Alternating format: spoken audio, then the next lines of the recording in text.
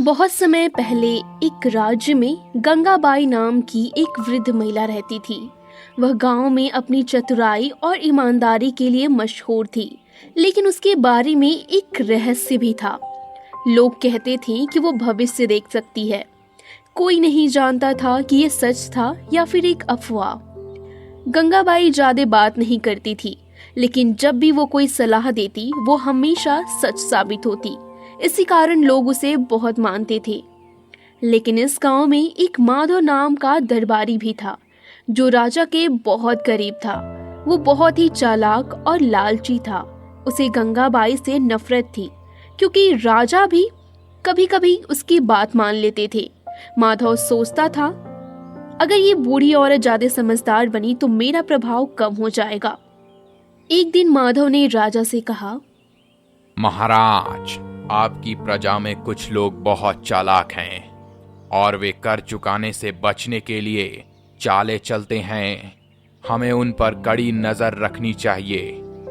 तुम क्या कहना चाहते हो माधव? महाराज, कुछ लोगों ने झूठे बहाने बना रखे हैं। उदाहरण के लिए गंगाबाई नाम की एक बूढ़ी औरत है जो कहती है कि वह भविष्य देख सकती है। क्या यह संभव है? मुझे तो लगता है कि वह लोगों को बहकाकर अपने कर चुकाने से बच रही है। राजा इस बात पर विचार करने लगे। उन्हें गंगाबाई पर संदेह नहीं था, लेकिन माधव ने शक के बीज बो दिए थे।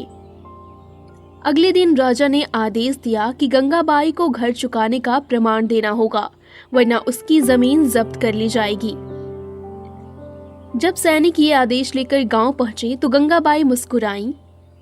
मुझे पहले से पता था कि ये दिन आएगा। गांव वालों ने सुना तो वो हैरान रह गए। उन्होंने पूछा, बुढ़िया, क्या सच में तुम भविष्य देख सकती हो? अगर मैं राजा से मिलूंगी तो सच्चाई अपने आप सामने आ जाएगी। गंगाबाई को राजा के दरबार में बुलाया गया। वहां माधव पहले से ही खड़ा मुस्कुरा रहा था। गंगाबाई, तुम पर आरोप है कि तुम कर नहीं चुकाती और झूठे दावे करके लोगों को भ्रमित करती हो। महाराज, क्या आप जानते हैं कि इस महल में एक गद्दार रहता है? सभी लोग चौंक गए। यह बुढ़िया पागल हो गई है। महाराज, यह कोई नई चाल चल रही है।